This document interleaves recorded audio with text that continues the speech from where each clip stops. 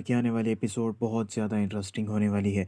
सबसे पहले कहकशां बेगम हरीम को इस बात से मना कर देती है वो फ़ाइज़ को ये बात ना बताए कि हरीम माँ बनने वाली है। और उसके बाद कहकशां बेगम हरीम से कहती है तुम्हारा भाई बाहर जाने वाला है, तुम क्यों नहीं उससे जाकर मिल के आती। कहकशां बेगम हरीम को उसकी माँ के घर भेज देती है। फ़ाइज़ जब ऑफिस से घर वापस आएगा तो उसको हरीम घर में नज़र नहीं आएगी।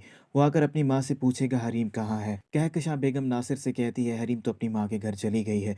नासिर अपनी माँ से कहता है पहले तो हरीम ने कभी भी ऐसा नहीं किया, वो मुझे बगैर बताए अपनी माँ की तरफ नहीं गई। कहकशां अपने बेटे फ़ायज़ से कहती है हरीम ने बहुत सारी बातें तुम्हें नहीं बताई हुई। फ़ायज़ अपनी माँ से कहता है कि आप क्या बात कर रही हैं, खुलकर बताएं आप क्या कहना चाहती हैं। कहकशां बेगम फ़ायज़ से कहती है हरीम जैसी नज़र आती है वैसी बिल्कुल नहीं है। मैंने तुमसे ज़्यादा दुनिया देखी है, मुझे अच्छे और बुरे की पहचान है। हरीम ने हमेशा तुमसे झूठ ही कहा है।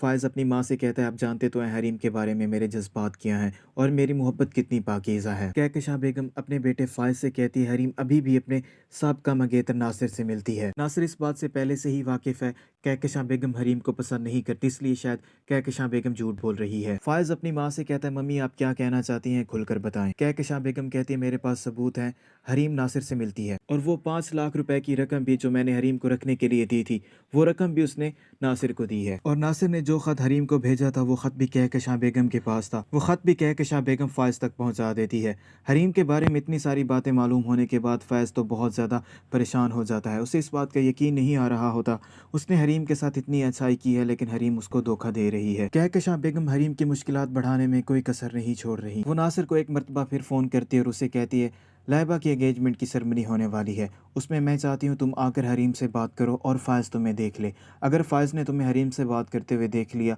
तो उसे हर बात का यकीन हो जाएगा और फिर फ़ायज़ हरीम को अपनी ज़िंदगी से निकालने में ज़रा भी देर नहीं करेगा और जैसे ही हरीम फ़ायज़ की ज़िंदगी से बाहर हो जाएगी तुम्हें तुम्हारी रकम मिल जाएगी।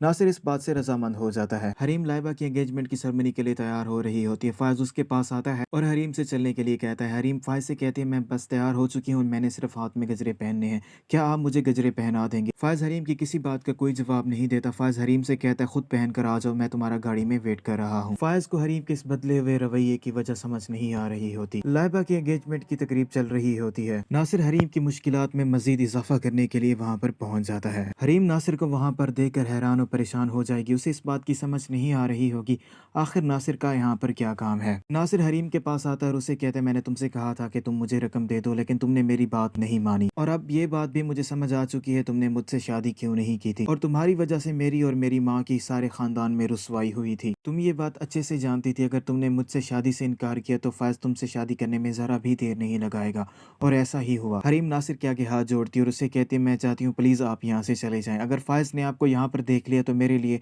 एक और मुसीबत बन जाएगी। नासिर हरीम से कहता है मैं यहाँ से नहीं जाऊँगा। अभी नासिर हरीम से बातें कर रहा होता है, फ़ाइज़ की नज़र नासिर पर पड़ जाती है। फ़ाइज़ को तो नासिर पर पहले ही बहुत ज़्यादा गुस्सा होता है। फ़ाइज़ के गुस्से में मज़ीद इजाफ़ा हो जाता है जब वो नासिर को अपनी बीवी के साथ बातें करते हुए देख लेता है। नासिर हरीम के साथ काफ़ी बदतमीज़ी से बात कर रहा होता है। फ़ाइज़ नासिर के पास आता है और नासिर को थप्पड़ मारता है और नासिर से कहता है तुम्हारी हिम्मत कैसे हुई यहाँ पर आने की और मेरी बीवी से इस तरह से बात करने की। नासिर फ़ाइज़ से कहता है ये तुम्हारी बीवी बाद में बनी थी, पहले ये मेरी महबूबा थी और मेरे पास सबूत भी मौजूद हैं, अगर तुम चाहो तो मैं वो सबूत भी तुम्हें दिखा सकता हूँ।